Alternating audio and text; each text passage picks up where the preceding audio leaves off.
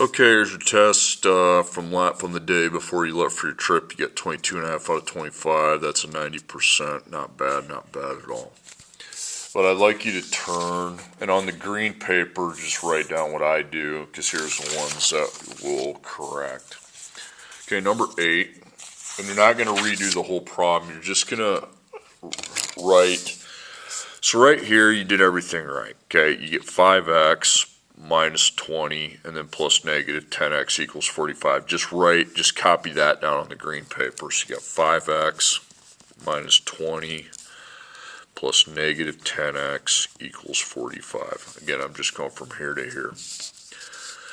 Now we're going to circle the equal sign, and my x's are on the same side, so I don't want to do the plus 10 plus 10. Instead, what I want to do is make the v and write plus, because I'm going to just add those together. I'm going to add 5 to negative 10, so 5 plus negative 10 is negative 5.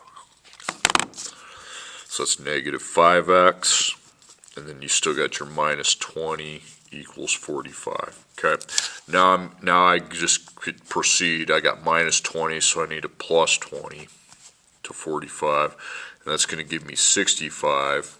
And then over here I've still got negative 5x, and then I divide by negative 5, and x then equals 65 divided by negative 5 is negative 13.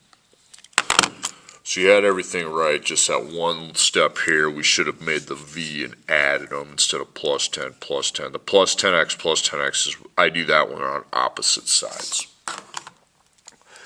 Okay, and there's one other problem we're going to look at. That's the last problem. You did everything right. You have your equations set up beautifully. So just write 500 plus 25x equals 200 plus 50x.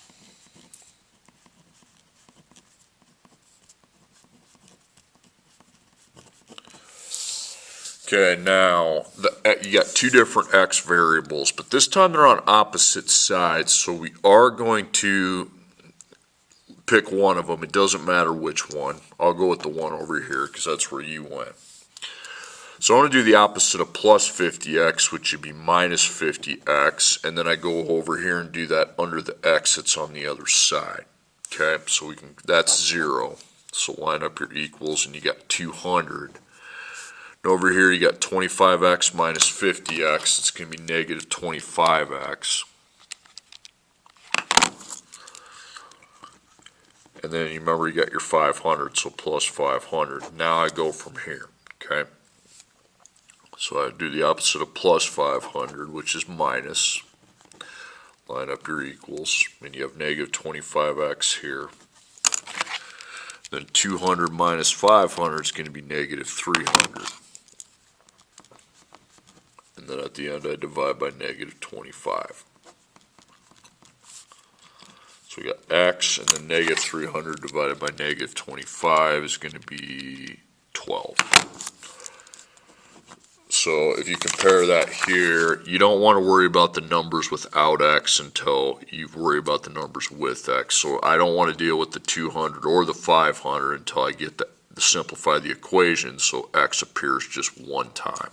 So I would have went after the 50x, or you could go over here and go after the 25x. It doesn't matter, but you got to simplify. Before you worry about the non-x numbers, you have to simplify the equation so the x numbers become 1, which is what I just did right there.